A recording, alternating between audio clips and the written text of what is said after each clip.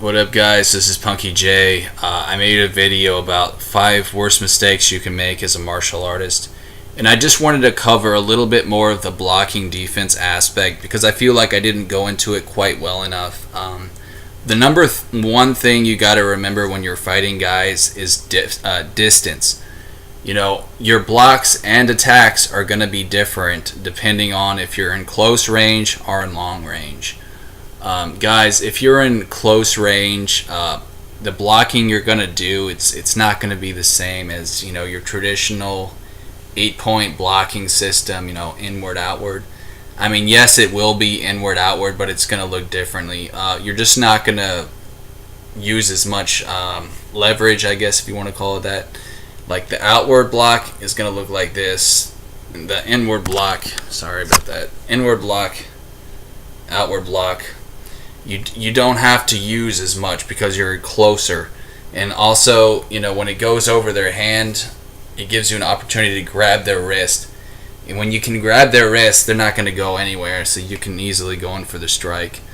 Also, it's very important to try to go on what they call in Kung Fu is the outside gates, going to where you block and you're on the outside of your opponent. They're not going to be able to block you because they're not going to have that other hand to reach you at. So always try to, use that in your mind when you're fighting your opponent. Think, okay, will an inward or outward allow me to get in their outside gates so I can go in for that easy attack? Another good thing to remember, guys, is that the neck is a very, very good target, and a lot of people don't think to block the neck. I'm not a huge fan of Wing Chun, but I do admire how they use the neck as a target.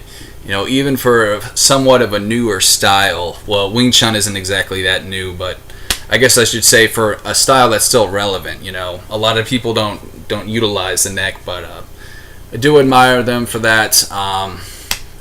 But yeah, what else did I miss? Oh yeah, the upward and the downward block. Okay, for short range fighting. It's not going to look like this, it's not going to look like that. You can block any sort of attack pretty much. I mean, just regular punching, with the upward. It's on Karate Kid, when Daniel's son was forced to do all those chores, it's just like painting, man. That's why he made him do that, because when you go into the upward and downward, it's just how you would paint. So just picture yourself doing that. When it goes upward, your wrist is a little bit bent down and your hand is down. And then when you go upward, it's the exact opposite. So anyways, guys, I hope that helps. I just wanted to add that, short range and long range fighting, when you can understand distance, you pretty much mastered martial arts. Bruce Lee, that's why he was so great. It's because he understood distance, He made Jeet Kune Do simply because he wanted to combine short-range fighting with long-range fighting. Wing Chun was basically a style of Kung Fu that helped go up against short-range fighting. Even though there were some techniques in old-school Kung Fu, like Crane, which did utilize some of them were short range, but he basically wanted to just combine that, and I think he did a pretty excellent job. I'm not going to lie, Bruce Lee was a pretty good fighter. I think he was a bit too aggro, though, in his fighting.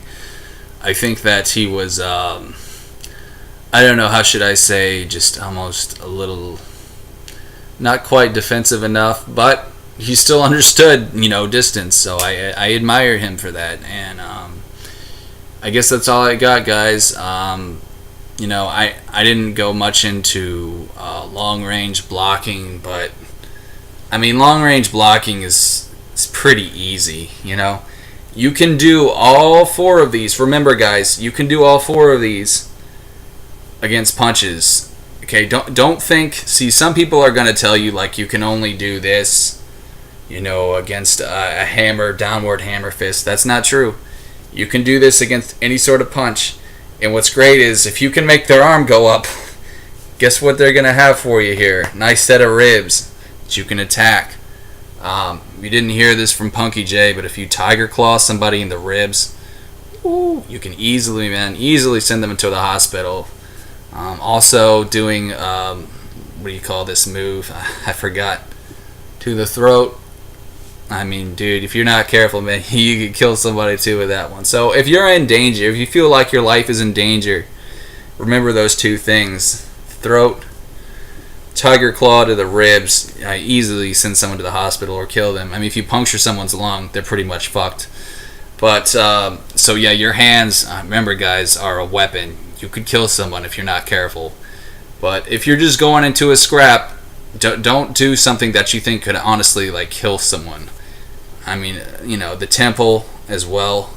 If you strike someone to the temple hard enough, you could kill them. I don't really know the science to that, but just be careful, guys, because your hands are deadly weapons if you use them right.